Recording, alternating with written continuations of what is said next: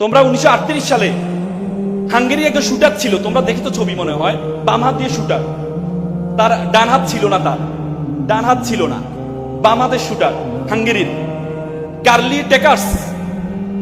1938 সালে তার খুব স্বপ্ন সে অলিম্পিকে অংশগ্রহণ করবে।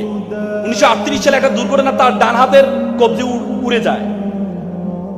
উড়ে যাওয়ার পর 1940 সাল যখন অলিম্পিকের জন্য যাচাই বাছাই পরীক্ষা শুরু হলো, তখন কার্লির বন্ধুরা সবাই আসছে যাচাই বাছাই পরীক্ষা অংশগ্রহণ করার জন্য।